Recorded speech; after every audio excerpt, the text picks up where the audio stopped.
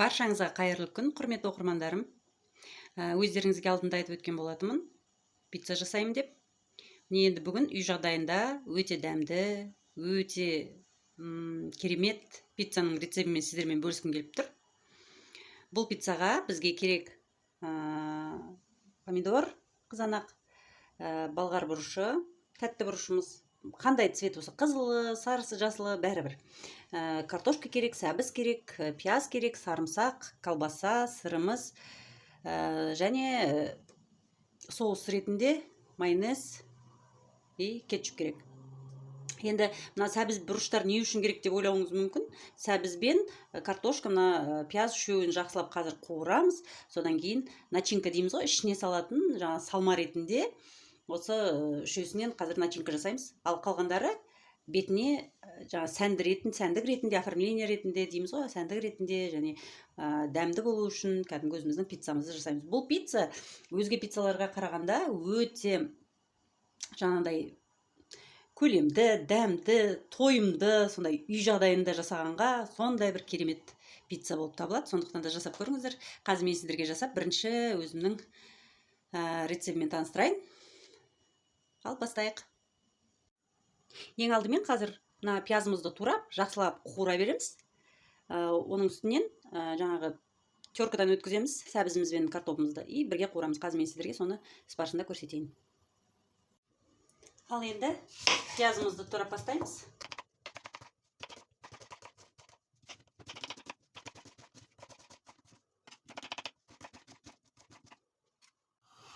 Енді үккіштен мына жағымен, үккіштің үлкен үрік жағымен қазір сәбізімізді бірінші өткіземіз.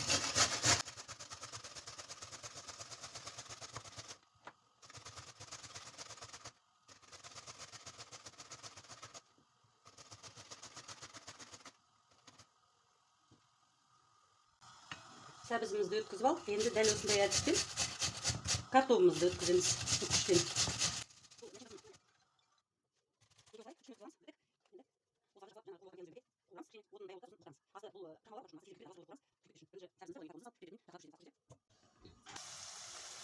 Мінекей пиязымыз қуырылып жатыр. Енді осының үстінен сәбізімізді саламыз.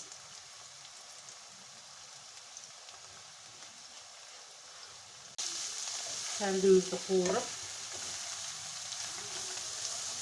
оның үстінен картопымызды салып, осы үшеуісін жақсылап бұқтырамыз. Қазір бірден сала береміз картопымызды. Өйткені бұлар үшеуі бірге бұқтырылу керек. Қатты қуыру майға маңызды емес. Бұны начинка ретінде болғандықтан бұқтырғанымыз дұрыс болады.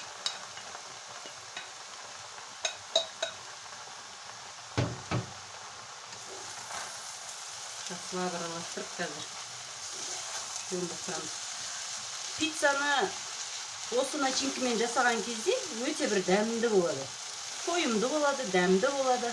Біз бірден қазір тұзымызды, бұрышымызды бәрін салып алайық.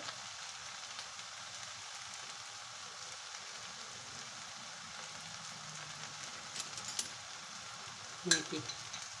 Оған сәл ғана өзіне бір жарты қасықтай тұз саламыз. Содан кейін дәмін татып көреміз. Татымына қарай болады сосын.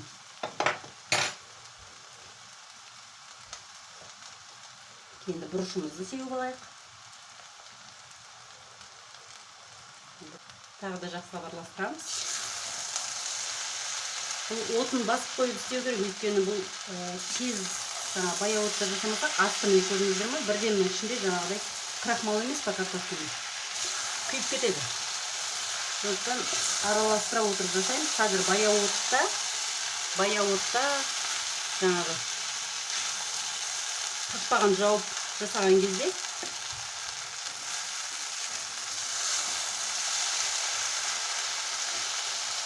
өзінің соғы бөлініп, онша күймейді. Сондықтан қақпағын жауып істейміз. Мінекей, осылай баяу отта қазір жақсылап бұқтырып аламыз. Ал енді қазір біздің ішкі жаңағы пиццаның начинкасы дайын болғанша біз басқа да қосатындарымызды қосатын тағамдарымызды дайындай береміз. Турап бәрін. Әркім әрқалай, кім қалай турағысы келсе солай турайды. Біз енді осылай домалақтап, кәдімгі пиццаның үстіне қалай салынып тұрады, тура сондай қып саламыз. Сол үшін домалақ қып тураймыз. Неке колбасамыз турап аламыз. Қазір жетпесе тағы да қосып жіберуге болады. Мен жетеді деп ойлаймын бетіне. Одан кейін помидорымызды дәл солай. Бұл жол менің алған помидорым басқаша болып тұр. Негізі андай іші қызыл екен десем, іші ағырақ болып тұр. Мейлі, бірақ енді барымен базар дейміз.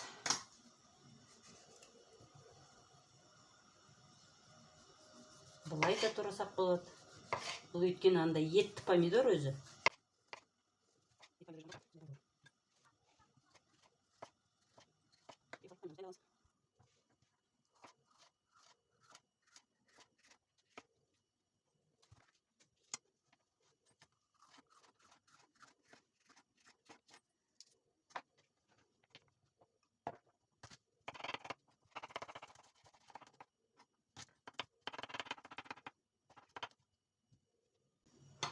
Қосатындарымыздың барлығын турап болдық. Енді сырымызды жаңағыдай үкіштен өткізіп қоямыз қазір дайындап. Енді сырымызды, ірімшігімізді дәл солай үкіштен өткізіп аламыз. Бәрін дайындап қойдық. Қазір енді соусымызды жасаймыз. Соусқа міне кетчупымызды құйып алдық. Енді осының үстінен сәл кішкене майонез қосамыз. Бұл жаңа тестамызға, қамырымыздың үстіне жаққанға ғой. Жеткілікті деп ойлаймын. Сөйтеміз дағы. Жақсылап араластырып қоямыз.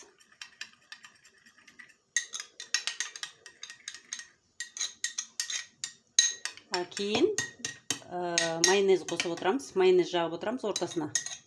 Бір 3-4 слой. Ал мынау біздің қазір қамырымызға жаққанға. Мінекей, тағы біраз араластырып қоямыз.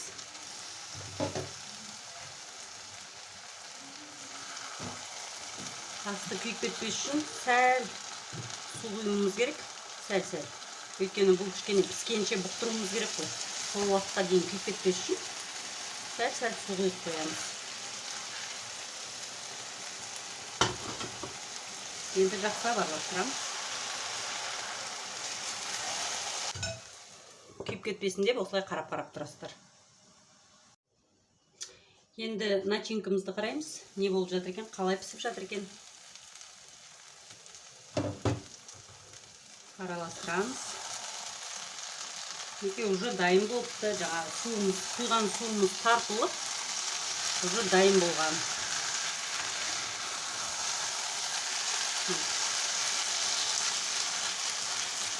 Ең бастысы астының күйіп кетпегендігін қадағалайсыздар болды.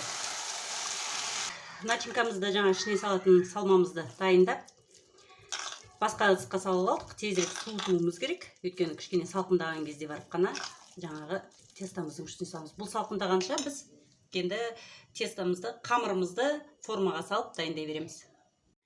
Мінекей формамыз дайын. Енді осының ішіне кішкене май құямыз да, асты жабысып қалмас үшін майлаймыз формамызды.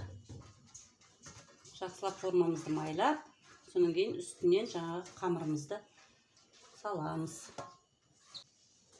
Мінекей, осылай қамырымызды саламыз. Өздеріңіз қолмен бұлай жайып-жайып жіберсеңіздер де болады. Мен бұлай.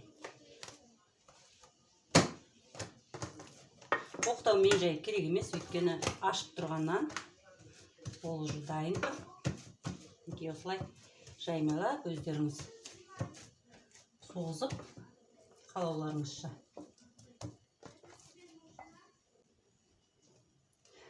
Міне осылай жаңа соусымызды қамырымызға жағып аламыз.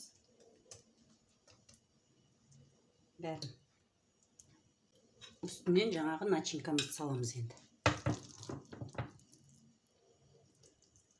Қатты су үлгермеді, Бірақ енді осы салу барысында суытып үлгеремін енді. Мінекей, начинкамыз жағып болдық. Енді осының үстінен жаңа чесногын істелейміз.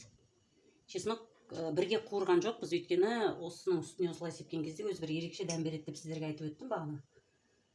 Енді болып тұрған өздеріңіз жаңа саңырауқұлақ қоссаңыздар болады. Барлық оливки дейміз, кім қалай қалайды, солай қоса берсеңіздер болады. Өздеріңіз білесіздер ғой, пиццаға белгілі бір шектеу жоқ.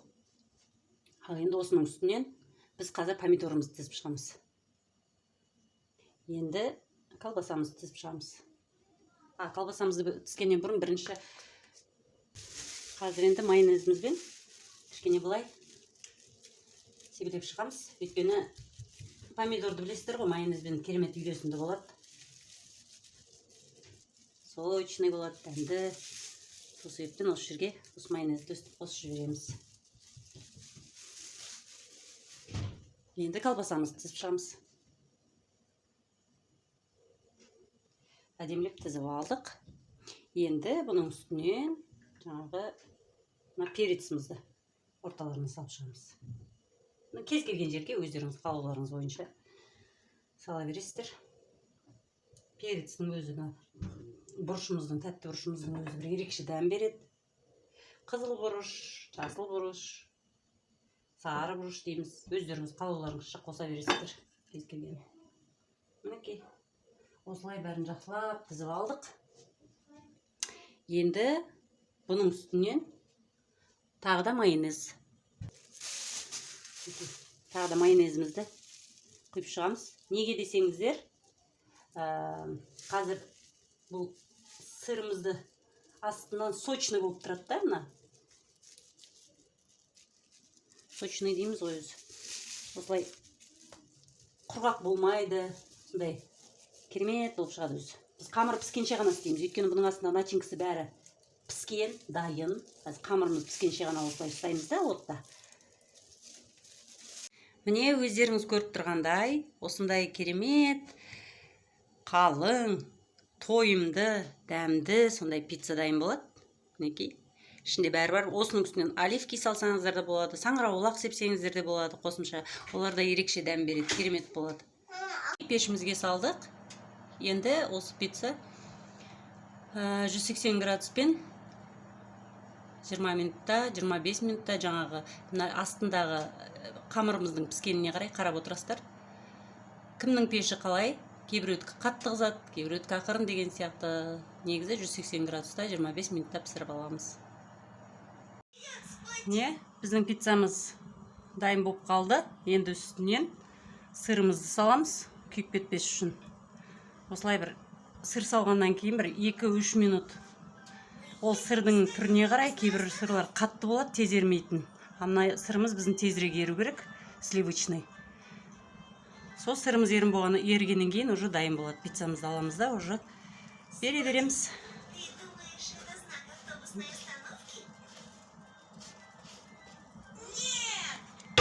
Барлық жеріне әдемілеп сеуіп шығамыз.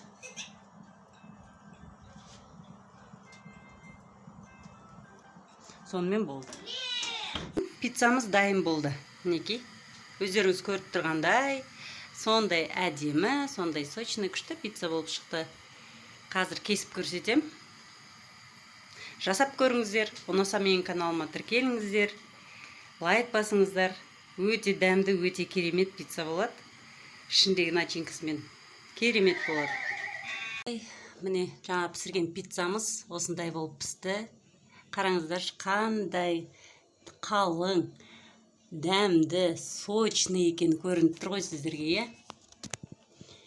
Өте керемет болып пісті. Міне нанымыз да піскен. Ішіндегі міне начинкамыздың өзі қалай төгіліп тұр. Ішінен сырымыз да ағып. Сондай бұл пиццаны жеген де арманда, жемеген де арманда.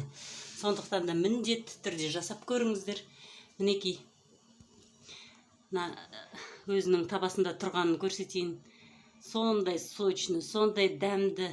Ешқандай жерден бұндай пиццаны таппайсыздар.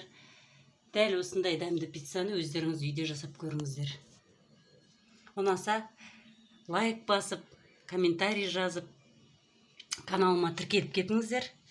астарыңыз дәмді болсын, міндетті түрде жасап көріңіздер. Бәріңізден өте дәмді болып шығады осы рецептпен. Оливки қоссаңыздар, саңырауқұлақ қоссаңыздар, одан бетер де дәмді болады. Көріңіздер, жасап көріңіздер. Рахмет, тыңдағандарыңызға. Астарыңыз дәмді болсын. Біздің де асымыз дәмді болсын.